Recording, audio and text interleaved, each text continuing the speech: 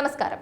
ചൈനയുടെ വെല്ലുവിളികൾക്ക് പുല്ലുവില കൽപ്പിച്ചുകൊണ്ട് ചൈനയുടെ പൊറാട്ട് നാടകങ്ങളെ അപ്പാടെ അവഗണിച്ചുകൊണ്ട് ഇന്ത്യ അതിർത്തിയിലേക്ക് റെക്കോർഡ് സൈനികരെ അയക്കുകയും ശക്തമായ പ്രതിരോധം തീർക്കുകയും ചെയ്തതായിട്ട് ഇന്ത്യൻ വിദേശകാര്യമന്ത്രി എസ് ജയശങ്കർ അറിയിച്ചു കഴിഞ്ഞു. മുംബൈയിലെ നാഷണൽ സ്റ്റോക്ക് എക്സ്ചേഞ്ച് പ്ലാസയിൽ നടന്ന സമ്മേളനത്തിലാണ് ജയശങ്കറിന്റെ പരാമർശം.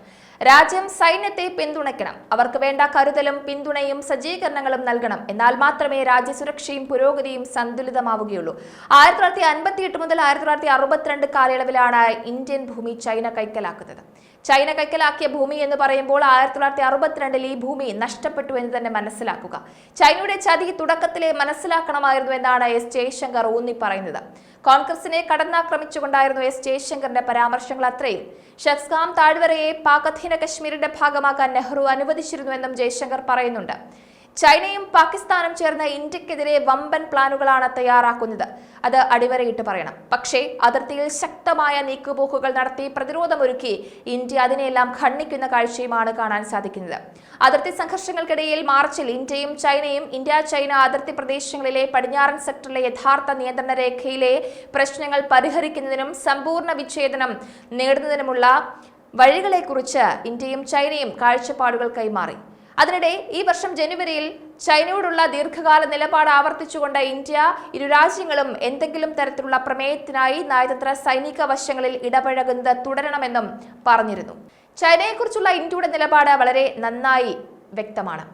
പലപ്പോഴും സമാധാനത്തിലൂടെ പ്രശ്നങ്ങൾക്കെല്ലാം പരിഹാരമുണ്ടാക്കാം എന്ന് ഇന്ത്യ പറയുമ്പോഴും ചൈനയുടെ പ്രതീതി അല്ലെങ്കിൽ ചൈനയുടെ പ്രതികരണം അങ്ങനെയല്ല. ചൈന മറ്റു പലതും കണക്കുകൂട്ടിയാണ് ഓരോ മീറ്റിംഗുകൾക്കും വരുന്നത്. അതാണ് വസ്തുത.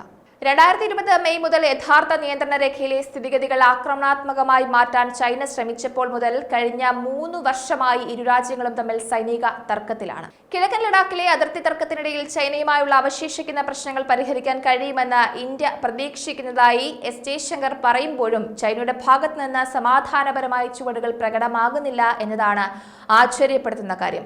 കിഴക്കൻ ലഡാക്കിലെ സൈനിക സംഘർഷം 5ാം വർഷത്തിലേക്ക് കടന്നപ്പോൾ അതിർത്തിയിൽ സമാധാനം നിലനിർത്തുന്നതിനെ ആശ്രയിച്ചാണ് ഉഭയകക്ഷി ബന്ധം സാധാരണ നിലയിലാകുന്നതെന്നാണ് എസ് ജയശങ്കർ ഊന്നി പറഞ്ഞത്. എല്ലാത്തിനും ഉപരി അയൽക്കാർ എന്ന നിലയിൽ എല്ലാ രാജ്യങ്ങളും നല്ല ബന്ധമാണ് ആഗ്രഹിക്കുന്നത്. ഇന്ത്യയും അതുതന്നെയാണ് ആഗ്രഹിക്കുന്നത്. പക്ഷേ തിരിച്ചുള്ള പ്രതികരണം അങ്ങനെയാകാത്തതാണ് പലപ്പോഴും പ്രശ്നങ്ങൾക്ക് കൂടുതൽ ആഘാതമുണ്ടാക്കുന്നതും.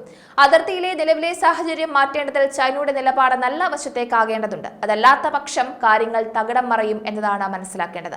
നയതന്ത്രത്തിന് ക്ഷമ ആവശ്യമാണ് എന്നും പ്രശ്നങ്ങൾ പരിഹരിക്കാൻ ചൈനയുമായി ചർച്ചകൾ തുടരുകയാണെന്നും അദ്ദേഹം ആവർത്തിച്ചു. ചൈനയുടെ പ്രതികരണമാണ് ഇതിൽ ഏറ്റവും മുഴച്ചു നിൽക്കുന്നത്. കാരണം ഇന്ത്യ എപ്പോഴും സമാധാന ചർച്ചകൾ വിളിക്കുന്നത് സമാധാനപരമായി പ്രശ്നങ്ങൾ പരിഹരിക്കണമെന്ന ഉദ്ദേശത്തിൽ തന്നെയാണ്. പക്ഷേ ചൈന അങ്ങനെയല്ല കാണിക്കുന്നത് എന്നുള്ളതാണ് കാലം തെളിയിച്ചിട്ടുള്ളത്.